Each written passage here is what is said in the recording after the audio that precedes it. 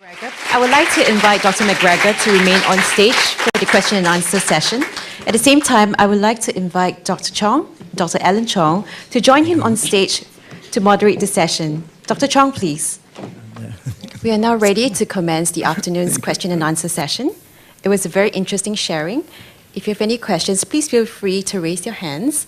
We have our colleagues here who will be carrying the mics around, and please remember to also introduce yourself and the organization that you're from. Thank you.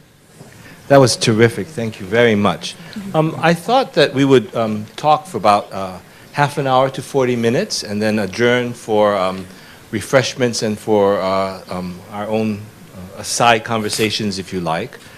I thought I would ask a couple of questions just to get things started, because I think it's a very interesting and provocative point of view you put across. That's very important. And I thought I would quote from another museum director who shall go nameless, but is director of a large institution in California. You probably know where I'm going. But I thought I would throw this out because you talk about the importance of a universal museum, of an encyclopedic museum open to everyone. And I think what's particularly striking to me is that the objects that you have in your museum, you've emphasized the fact that it's a shared ownership, that this belongs to everyone, to all cultures, to all peoples, not just to the founding civilization or culture, as it were. But there is a contrary view to this, and this museum director asserted that a universal or encyclopedic museum, by definition, involves colonialism and imperialism. That by definition, trying to possess things from other cultures, especially if you're expansive and want to, in a sense, possess the world, has at least a very negative connotation involving power, exploitation, and issues like that. And I'm not subscribing to this belief, let me emphasize, but I thought we might start the ball rolling by considering this. There's a negative side to world trade and to embracing the world, isn't there? There is. And I think this is, I think, one of the real challenges for any museum and for any attempt really to understand the world through things. If I can just go back one, why I think it is very important to use things in this way is that if you don't focus on things, then you immediately exclude all cultures and societies that don't have writing, if we stick to texts. And that means we exclude most people from most of history. So if we really are hoping to look at the world, it has to be things. But also, the kind of information you can get from things, watching patterns move across space, across time, that information is very deep and very rich, better, I think, than for texts, which are tied to one place. Things go on living beyond the time they were made, and things can travel and be understood by people who will never understand a text. So they are much more universal than texts, because language excludes, obviously, as we all know. So that's why the question of how you have things to look at and compare is important. Of course, there's no doubt that all the great encyclopedic collections have been enriched by the exercise of unbalanced power, whether that was directly military or economic, or simply the capacities to move around. That's clearly true. There's also, as we all know, a great deal of exchange of goods, which has nothing to do with that at all. One of the things we start doing very, very quickly is trading. And very fascinatingly, one of the first object found by Captain Cook in Australia, a shield dropped by an Aboriginal, turns out on close examination to have come from several hundred miles away from where it was dropped. It must have been exchanged, traded, whatever. We know that trading, as well as raiding, is something that all people do. So I think I would say, of course, that is an element in putting together a collection of this sort.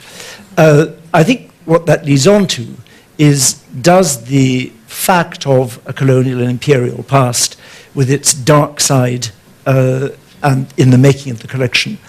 What special obligations does that put on you now in the using of the collection, would be my response to that. And I think it's a perfectly proper starting point, if you like. But the question, I think, is then, how do you use the objects which allow this overview to enable everybody to have it? Do you subscribe to the idea that now is being put forward, that rather than all objects having to return to their culture of origin, that there is great value in seeing other things in different places? This whole idea of tolerance and understanding being underscored by the circulation of visual images and by real objects of various sorts in museums. Well, you know I'm going to say yes.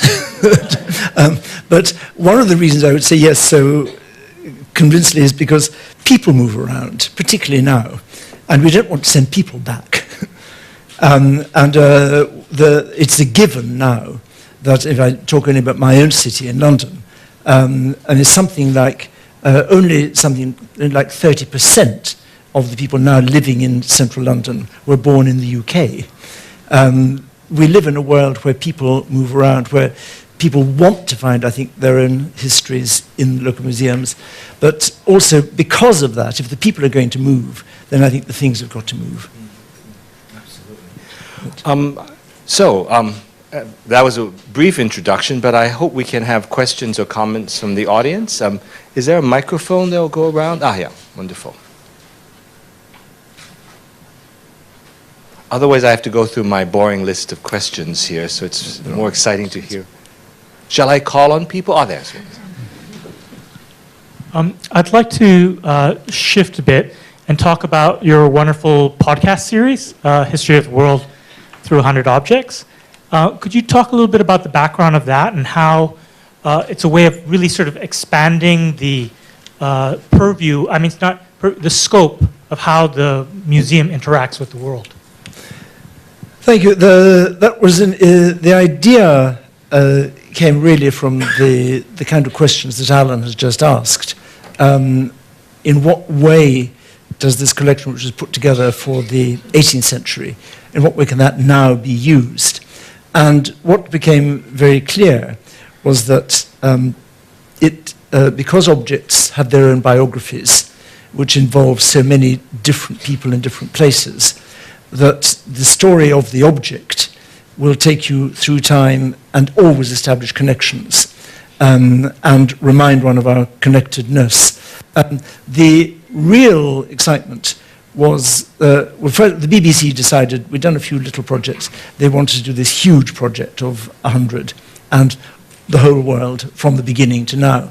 And that then led to some very exciting conversations in the museum, because we said we'd do it by time, that we'd spin the globe at various moments and take objects from all around the world. Because they wanted to broadcast one program every day of the week, Monday to Friday, it meant that the whole of human experience had to be divided into 20 chunks of 5. So 5 objects that would tell you what the world was thinking about in 2000 BC. Now, it's not the way most curators approach their objects. And the conversations were very fascinating. If we have an object about the power of the pharaoh from Egypt, what can we bring from China to show how the emperor organized his power? What can we bring from Mexico, whatever? How do people exercise power? Those kind of debates were very interesting. What became very clear is that really we make things always to express a view of how we fit into the people around us, and that if we explored that, we got a different reading of the objects. The second point was that it answered one of the other aspects of Alan's question.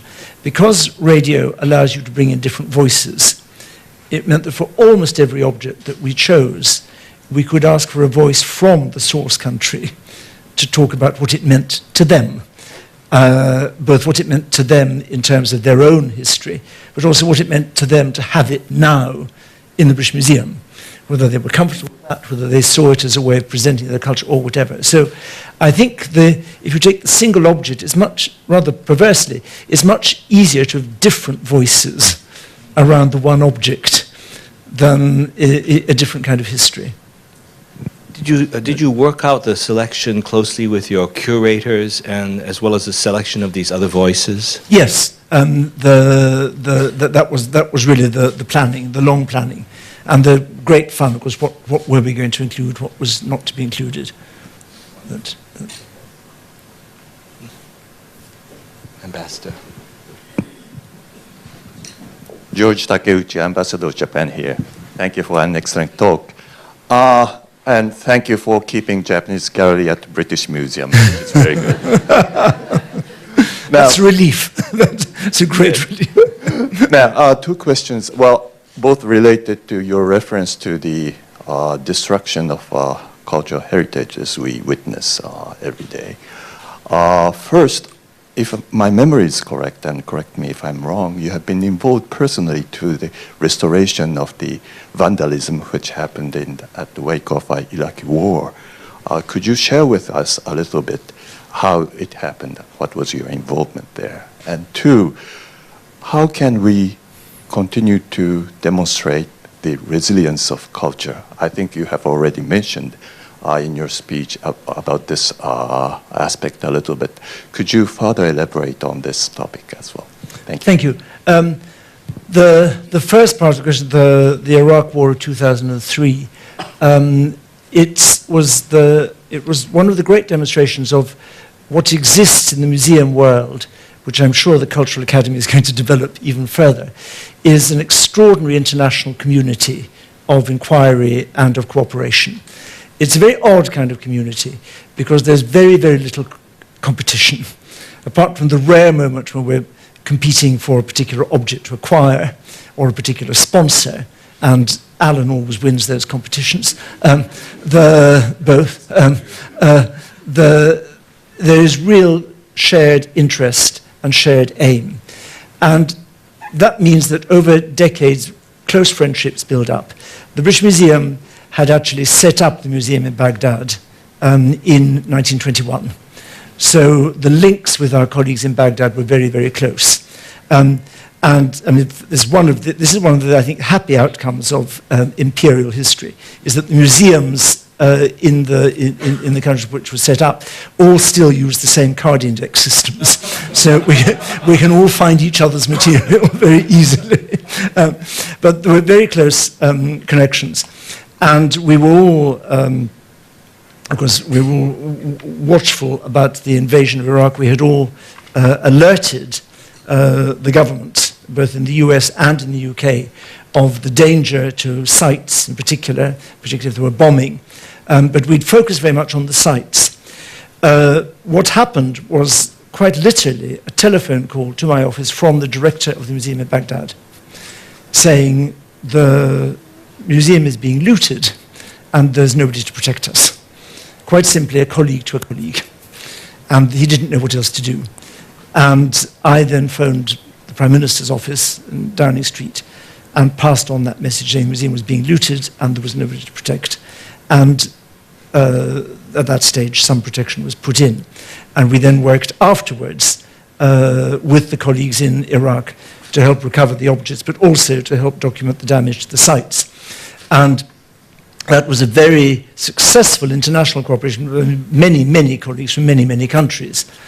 What is tragic about the current situation is that our colleagues in Iraq and Syria have asked us to be very prudent in our declarations. And there is nothing, of course, we can do on the ground because nobody can be sent. But the real danger is, of course, there's a huge danger to the objects, but the staff in the museums and on the sites are also targets and have been beheaded, as you know, both in Iraq and in Syria. And there's a great risk if we make too much in public terms of drawing attention to them and putting them at danger. So on the advice of our colleagues in Iraq and Syria, the museums internationally with large archaeological collections and connections are being relatively silent compared with 12 years ago. What we're preparing is whether we can cooperate with those colleagues so that after this settles, we can work together on recovery programs. That's what we're focusing on.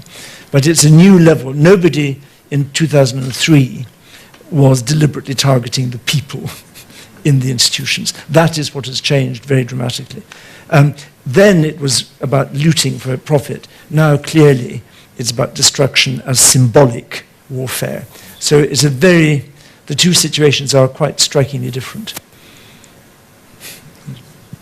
The British Museum is still involved in institution formation, especially in the Middle East. And I'm curious if you'd comment about your the advisory role, quite strong advisory role being played in Abu Dhabi, and not really the practicalities of that museum cooperation, but what are the broad goals that you think your British Museum's involvement is going to reinforce in the region?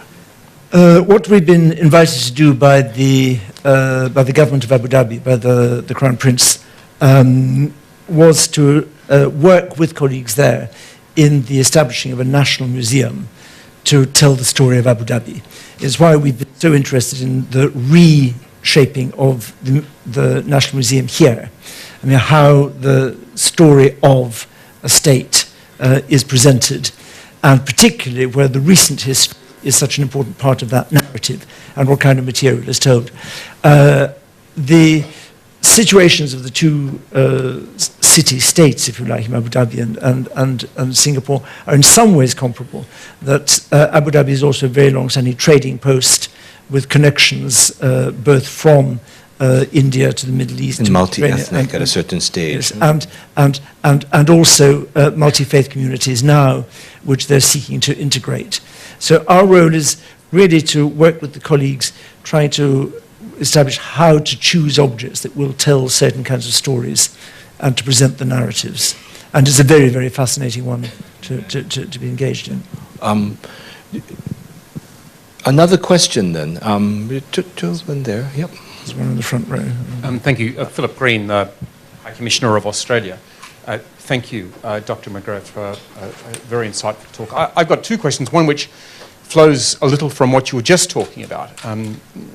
Singapore is a multiracial society. We in Australia describe ourselves characteristically as a multicultural society. Many of the objects that you showed, not all of them, but many of them displayed some purity of culture, some specific culture. Many of the worlds that we live in now are not worlds of purity, they're worlds of intersection, of inflection, of interaction between peoples.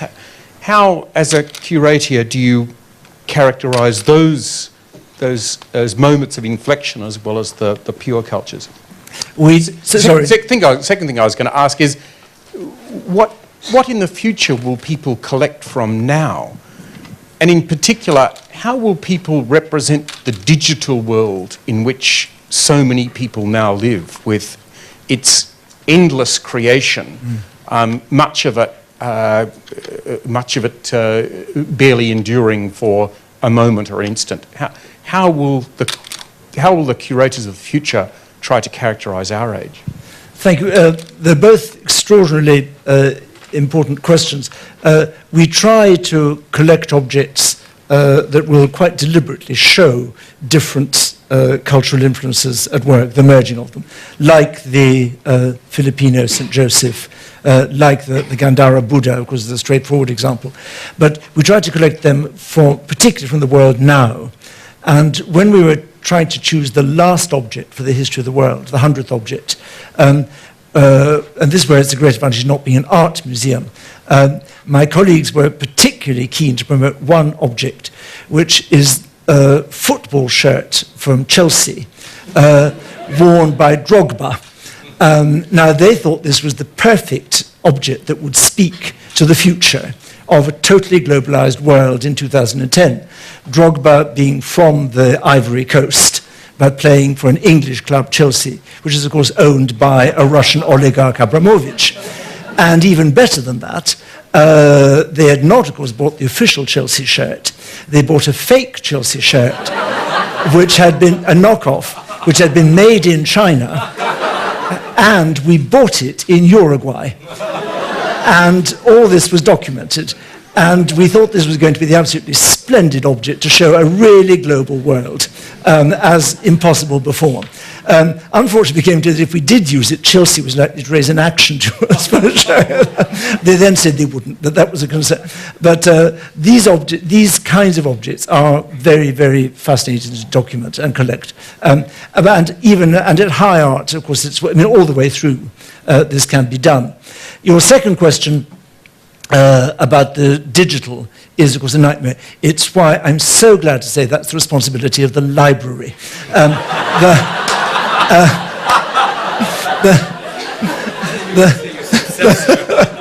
The British Library separated from the British Museum 20 years ago, and I'm delighted. They have to decide how you collect websites, and which state of which website you collect, and how you store it, and so on. And of course, there's no obligation of deposit for any of the material. It is a nightmare which I'm sure is being addressed by people far cleverer, and I wish them well. But it is a huge, and of course the answer is it is almost impossible. It is almost the colossal volumes of material are being conserved, but all what would have been the postcards, the letters, don't exist and won't exist. Yes. Monica Tomlin. I'm a fairly regular museum goer, and I enjoy often the wonderful special exhibitions that are shown. But I always think that even when you have hundreds of thousands of people who go to them, that in fact, in the context of your saying that we all share the same humanity, that there is a huge potential to reach out to a larger public. So my question is, and thinking about how classical music and opera have been democratized through digital means, what is the future that you see in such tools, let's say, to take these exhibitions to a much greater public? Thank you. It is the key question. How are these collections now shared? I mean, that extraordinary 1753 Parliament idea that it was to be free to native and foreign is very important. Firstly, on the physical side, what has been transformed in the last 20, 30 years is the technology of travel. It is now possible for these collections to move, most of them, far more than before. And that is something we've got to use. So the first way of sharing the collections is simply they have to travel much, much more. I mean, obviously there's some things that aren't too fragile, but that has to be a real aim, that they move a lot. And I would also see in that the deliberate building of long-term loans from collections as deep and as rich as the British Museum. The British Museum at the moment has about 2 million of the objects are already online for study. So once an object has been published and is online, the physical location is less important. A scholar that needs to see the thing can travel anywhere to see it. But it does mean that the objects can really be shared with the world. Digitally, it's quite clear that making them available online, curating them online so that people can use them, write them, that is the big challenge. And we're all doing that more and more. The smartphone, of course, is changing everything, because we're all working towards a position where you go round the exhibition and you have on your own phone the information you want in the language you want, and it's there for you to take home. So I think we're on the threshold of a totally new level, both of physical sharing and of digital access. May I just say that the British Museum has pioneered the way in high-res photographs being available freely and openly without charge to researchers and interested parties. This began about 7 years ago, I say, and it has really revolutionized scholarship and research in art, that I can download any German print I want from the print room. I think this is a very important point. Your point.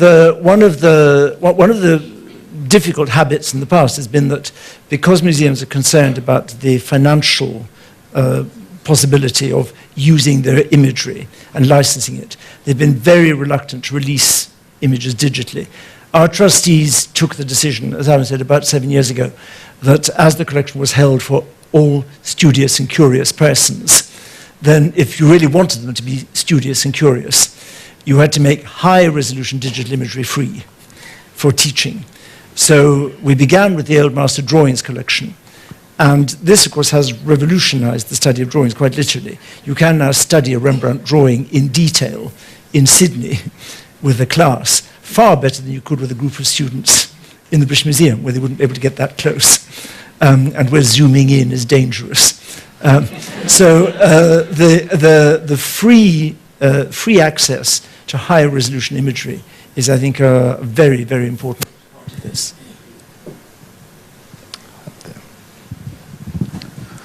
Neil, thank you very much for a really good talk, and on a topic that I fully concur with in terms, my name is Jay, I'm director of Changi Museum, and my museum focuses on shared history because of the war. We had 137,000 troops here in Singapore from many countries, India, Britain, Australia, pilots from New Zealand, and our own troops here. So my museum is always focused on a shared history. And in a country like Singapore, it is a global city. Well, evidenced by the fact that I'm probably the first Singaporean to ask you a question here today. Having said that, I constantly come across the strain that as a young nation, a decolonized nation, the focus should be on a Singaporean narrative and a Singaporean history, and that it's time to focus on local things rather than a global perspective. I just wanted your views on those, that strain of thought. It's a very important question. It's obviously entirely, these are decisions to be made in each place, by each place, and I don't think it would be proper for me to comment on what decisions Singapore should make. What I can say is that in our own country, where the population has been transformed in the last 40 years, I think it's extremely important that we should not just focus on British history. Very, very important that we should remember that not just that it's the history of our other fellow British citizens of different origins, but that actually there is no history of Britain without the rest of the world. And I suspect that's true of Singapore as well. I mean, the history of Britain without the rest of the world would be a very short tale, and not a very interesting one. And I think that it is the rest of the world that has written our history with us. Whether they wanted to or not is a separate question. But that is what happened. And we've done it together.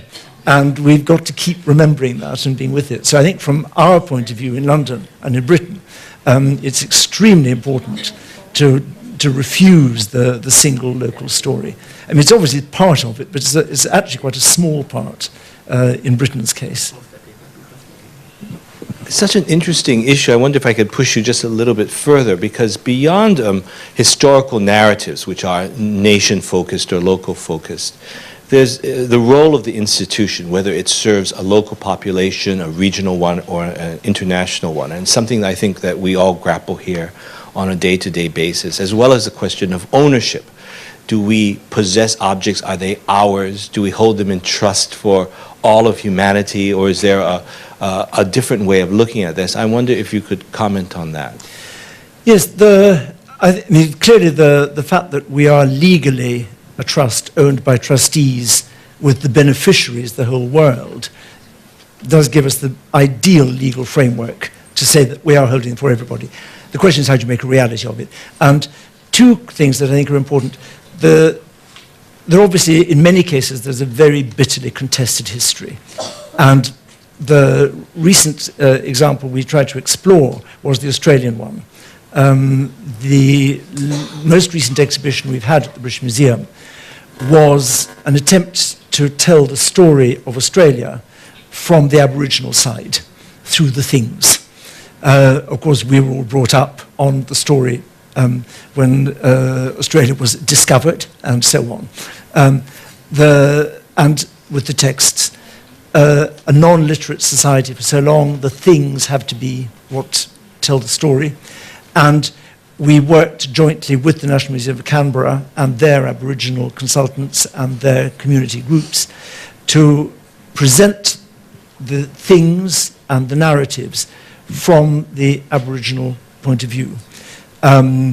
It was an important thing for Britain as well, with this being a very, very black part of the imperial adventure. I mean, particularly in Tasmania, where one has to talk about a genocide. And to have that presented quite straightforwardly as factual history to the British public was also very important. The fascinating thing I found was that firstly, the huge interest in Britain to find out more about this other Australia, of which, of course, they knew something, but knew they didn't know enough. The engagement with the objects and the narratives, that was very encouraging.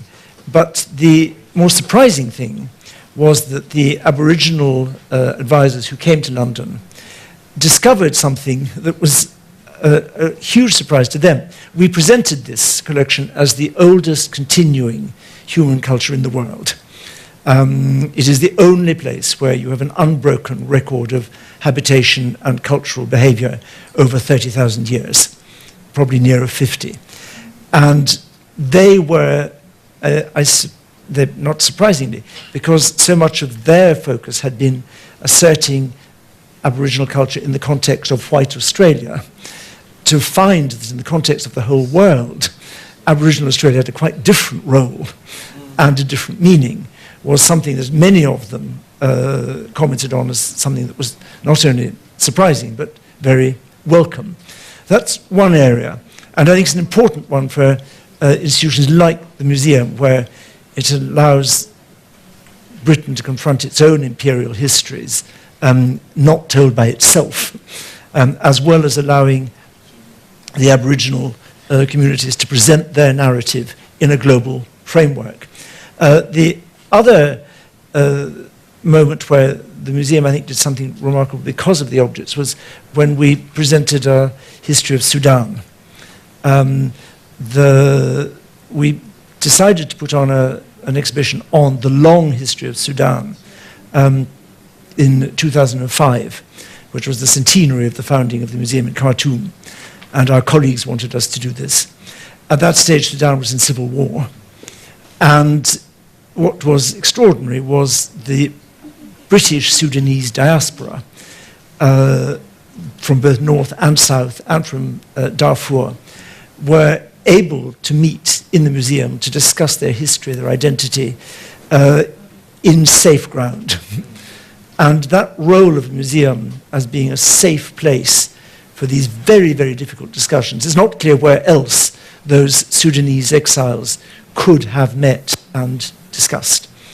And I think it's one of the things create a framework of shared history, of shared inheritance that does allow a certain kind of discussion. We spoke a little bit about this morning, the idea that museums exist a little bit outside the political world, a little bit outside government and the economic world, and is therefore has a kind of neutral role to play as a convener or as a meeting point. I wonder if you comment more about that, specifically based on the museums of Singapore that you've had a chance to see over the last couple of days and on your previous visits. Because I think many of the museum directors and practitioners here have struggled with this idea. How much can we talk about? How much can we facilitate and bring people together within the museum context? Well, I've only, it's some years since I've been in Singapore, so the presentations of the Peranakan Museum or the National Museum are ones I've seen only yesterday and today. But what struck me in both cases was the enormous inclusiveness of the narrative and the courage in addressing issues like the emergency. I mean, that must be a nightmare for any museum professional. I mean, how do you tell a story where there are so many different views of the story, and yet you can't present a narrative of Singapore without reference to it? And I thought that was I found that very admirable. And I can imagine the conversations that have taken place and do take place. But it seems to me that once there is a narrative there, you have a different kind of framework for people to revisit the history, disagree with that narrative, talk about what's been omitted, or endorse it. And I think that those roles are very important. And given again, I've been constantly struck by the balance of the narrative that shows of the different constituent parts of the Singapore population, how all the strands are present as far as possible. And one can see a huge effort has been made to achieve that. And again, once it's there, it allows a different kind of debate. So I'm admiring and quite relieved I haven't had to make those judgments.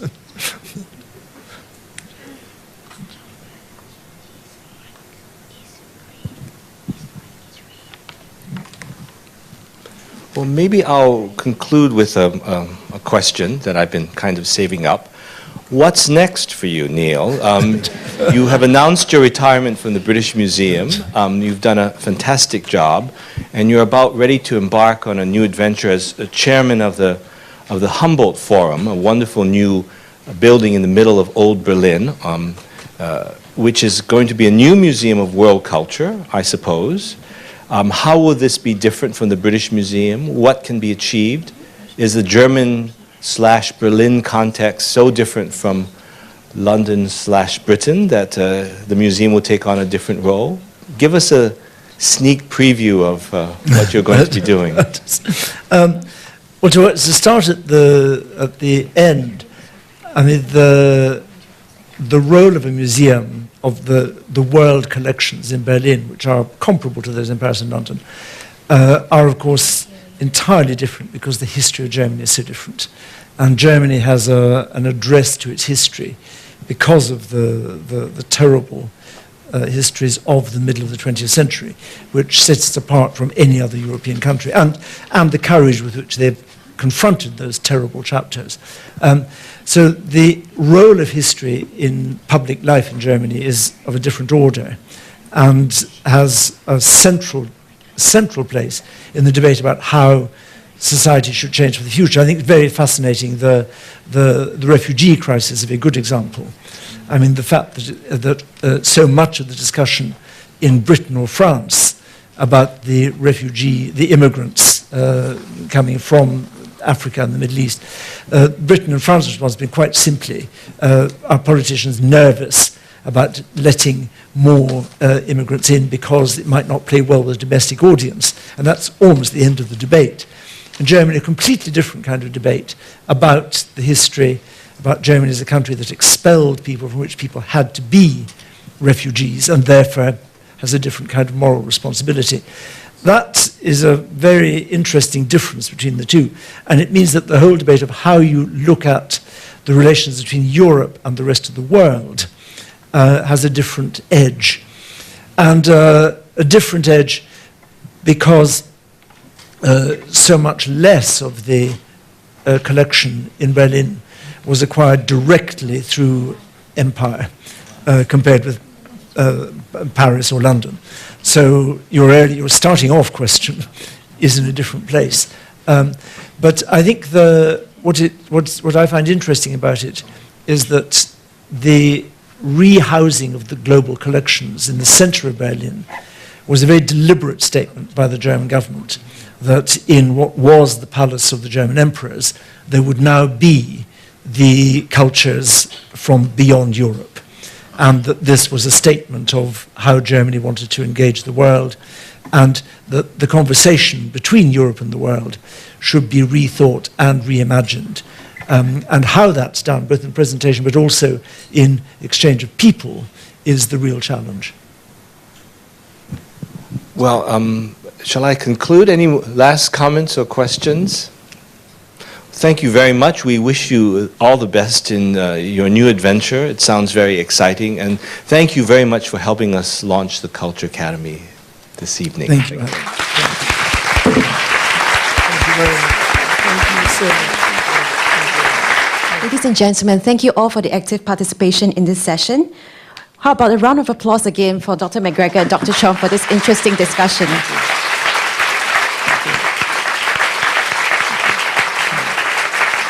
At this point, I would like to invite our guest of honor, Ms. Yo Chi Yin, to present a token of appreciation to Dr. MacGregor. Ms. Yo, please.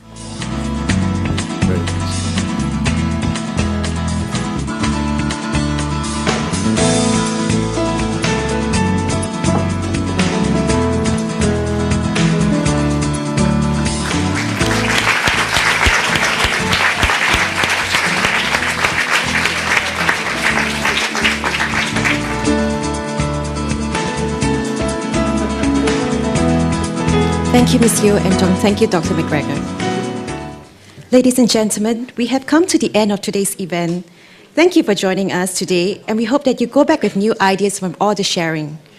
We would also like to extend our appreciation to the National Gallery Singapore for the kind sponsorship for the venue and all the logistics support. On this note, I would like to thank you and like to invite you to join us at the cocktail reception outside the auditorium. Thank you all once again and have a wonderful evening ahead.